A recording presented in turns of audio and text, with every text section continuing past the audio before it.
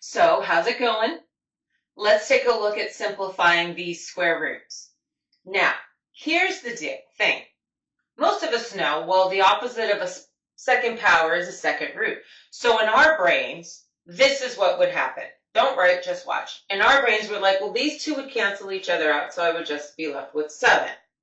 Which means over here, I would cancel these out, and I would be left with -7. Okay, so in order to know if the shortcut works or not, you must do things the long way. Okay? You must do things the long way. So let me take a look at these the long way. Let's look at this first one. I'm taking the square root of 7 to the second power. Well, if I do things the long way, I would figure out 7 to the second power is, good, 49, and the square root of 49 is 7. Okay, well, that checked. Got it. This one over here, if I look at taking the square root of the quantity of -7 squared, doing it the long way, I would take care of what's underneath. So that means I'm taking the square root of 49, and the square root of 49 is 7. Oh dear, that didn't check. So you're like, well, what's wrong with the flaw? Or where's the flaw in our logic? Here's the deal. When you take the square root of a number, considering especially since there's an imaginary plus sign in front, this is supposed to be a positive answer. So you're like, well, how do I make certain that, my brain says cancel the square and the square root, so I should get a -7.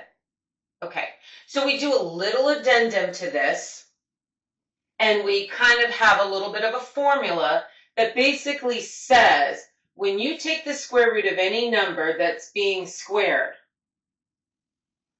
your result is going to be the absolute value of that number.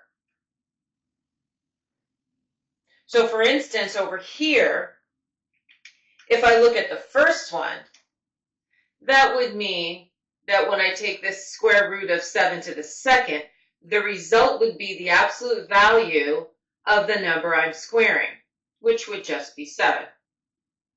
Over here, if I'm taking the square root of -7 to the second power, according to how we adjusted the formula, I would have the absolute value of the number that's being squared. Well, the absolute value of -7 is 7.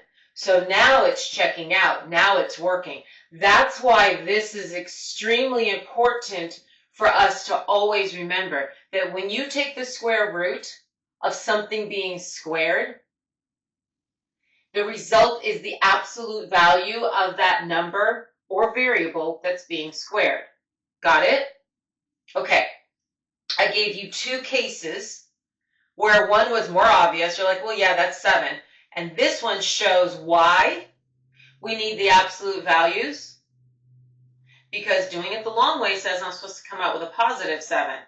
That's why the absolute values need to be in place. Cool? Okay, I have some examples coming your way. Work on them before you find my answer key video. Catch you guys on the flip side.